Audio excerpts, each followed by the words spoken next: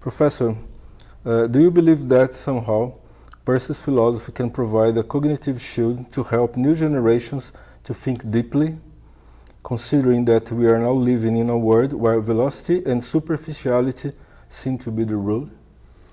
Yeah, I think Peirce is a great source for philosophy today. He's a very difficult thinker.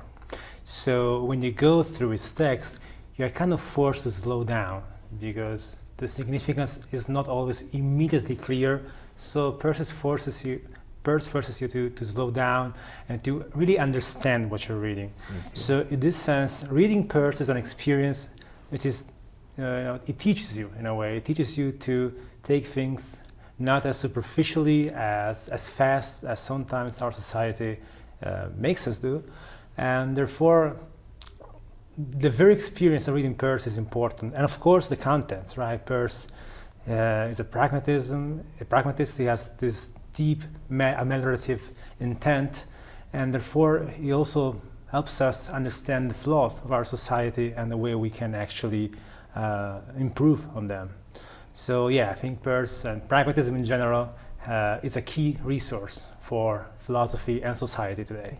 Yeah, it's very interesting what you told about Peirce, like a movement to slow down. Yeah. I think to slow down is one of the secrets today to have a good life, to think better and something like that. Yeah, we just talk about fast foods, fast life, fast everything. But sometimes in order to actually enjoy something, you need to take a step back to allow yourself to be hit by the things that you experience, and not to be outside of experience itself. So you don't need to take a step back from experience to watch it from the outside. That's not what Peirce suggests.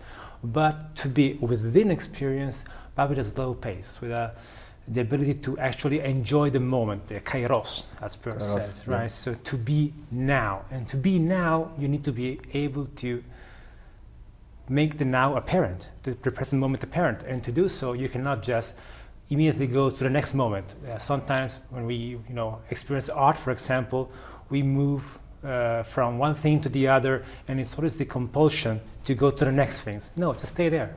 Stay there, enjoy this thing right now, and I think pragmatism can help us do that. Do you think it is possible to translate these concepts from pragmatism, from Peirce semiotics to the young people? I have a book about essay to ENEM, that is a Brazilian exam, and I use the Peirce semiotics, but I translate them to students. I don't teach semiotics to students. Do you think that it's possible to translate something like abduction to young people? I hope it is, at least. Young people, not to generalize, but if you think about social media today, for example, you go to Instagram, TikTok, you just scroll down, and you don't even see the video itself. You just go next to the next thing, right? So when it comes to abduction, I think abduction itself is a way to not draw conclusions too fast. You need to take your time to understand the situation and develop a habit. In order to do that, you need time, you need a history, you need to constantly be in an inquiry, right?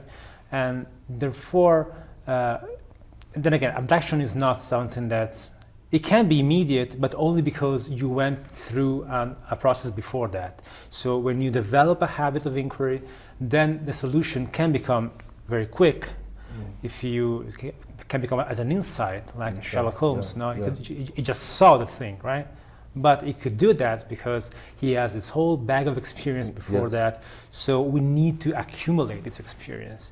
And in order to do that, we need to take our time with things as they come. Yeah, very beautiful. Yeah, thanks. I think it's deeply true. Yeah.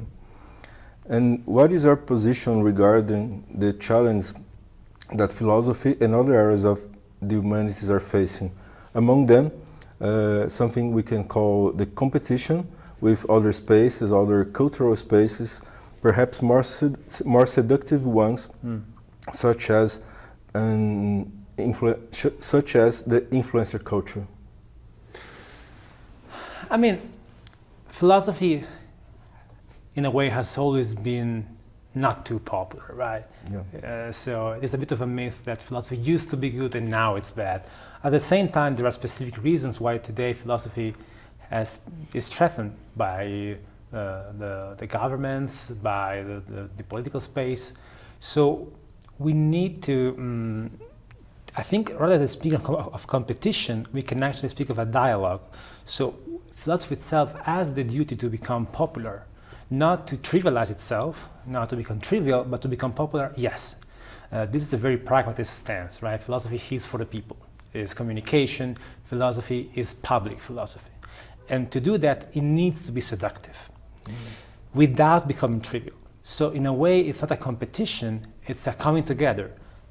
Philosophy must become popular, must dialogue with this influencer, for example. I'm open to that. At the same time, we need to show these influencers that they can do something more. They have a responsibility to the public, since they are in front of a camera, speaking to a lot of people. They hold the responsibility to do something for the community.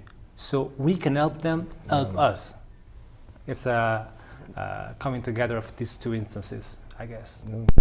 So philosophy is for the people is something you said in other words, but if you think about it, Dewey was a public figure, right? He was not just a philosopher. He was, of course, important for education, but he was also someone people look up to. So people knew about Dewey. It was an influential figure, and not every American, but most Americans had heard of his name. So it's not about staying to remain in our own little garden. We need to expose ourselves to the public, accepting that it can also have drawbacks, of course.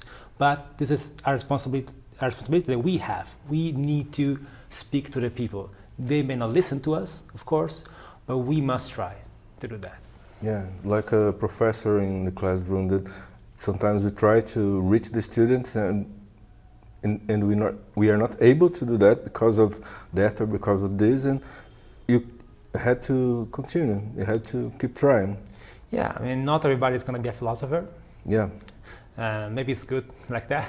It's not a bad thing necessarily, but I think that philosophy must become the infrastructure, the common currency of society, without necessarily being just philosophy, but more popular, more into the very fabric of community. Yeah. Common currency. It's hard, but we can try. Hopefully. And how do you see the dialogue between philosophy and literature, especially in Italian culture, which has some very important authors, such as Italo Calvino, and a book like 6 Memos for the Next Millennium that you must know, also called Lesioni Americani? Yeah. I mean, it's a long story, right? Philosophy and literature goes back to mythos and logos from ancient Greece. So it's always like siblings. It's a rivalry, but at the same time we love each other. In today's day and age, I think that the lines are more blurred, right? Is Calvino a philosopher? Is Calvino just a writer? It's kind of both, right? And I think that Italian culture, Italian literature has always been drawn to, having kind of a philosophical streak to it. And I think philosophy and literature can collaborate, again, to help us improve our community. And for example, philosophy can be a bit too abstract sometimes, right? And people just don't get it, or they don't have the amount of time to go and read Peirce. Whereas literature is more seductive. It is more interesting to more people. So we can use literature to make an idea come across more people, and at the same time, literature cannot just be something private about the author's life or something just for fun, like mass-produced literature or blockbuster movies. But it would be important if art itself could lend us a hand. It could help us transmit some values we think are important to the community through its own more sophisticated and seductive medium. Yeah. So, who is your favorite Italian author? Mine is Italo Calvino. Who is yours? Oh, Italo Calvino is up there, definitely. I'm more into poetry myself, so probably I go with the classics. I mean, they're classic for a reason, right? Montale from in the 20th century, but then again, Leopardi is a great. He was both a philosopher and a poet, and you cannot say, okay, this is Leopardi's poetry and this is Leopardi's philosophy as if they were two different things, right? They were intertwined, and that was what makes Leopardi, but also Dante, for example, great figures, because they were one and the same, a philosopher and a poet. Yeah. And that's great, I think. Yeah, I think that's great. And Calvino was very fond of Leopardi, right? And Dante as well, yeah. He talks about Leopardi a lot. I mean, Leopardi for us is a national hero, right? Everybody reads him in high school. And some people hate it because it's mandatory to read. So some people just say, "Oh, if I have to, then I don't like it." Yeah. And that's a problem because we need to make it more interesting, more up to date in a way, right? More interesting for the contemporary debates. Something that high school doesn't really do. But yeah, Leopardi for us is a national symbol. It's just too good to be true. And I think it's still undervalued outside of Italy. That's my feeling. I don't know, but I think that if more people were to actually read Leopardi, they would find something very, very valuable in there. Yeah, I think Leopardi in Brazil is almost unknown. I heard about Leopardi reading Calvino, and I never heard anywhere here in Brazil about Leopardi. So now it's time to, now it's your time. Yeah. It's time for you to make Leopardi famous. Yeah, maybe. Why not? Great. Great. And last question. Okay. But not less important. Last but not least. Yeah. And what you as a young and distinguished researcher and professor could say to a 15-year-old boy or girl in order to stimulate them to think deeply and protect themselves from falling into superficiality? That's a tough one. Yeah, that's tough. That's a tough one. Let me think about it for a second. I mean, you need, it's something very Socratic in a way. You need to not impose upon them. If you tell them, you must think, what a teenager is going to do is do the exact opposite of what you make them do. You have to kind of lure them into thinking. So you kind of set some hints, some crumbs that create a path, and this person can follow for themselves. It is important to make them believe that this is something they do for themselves, not just because someone else imposes that upon them. Yeah. That's crucial for me. So, for example, when there is a problem that arises, you can give them different options and make them see that things are complicated. They are not just black and white. There are nuances to phenomena. And in that sense, they develop a habit of criticism because they always get second thought.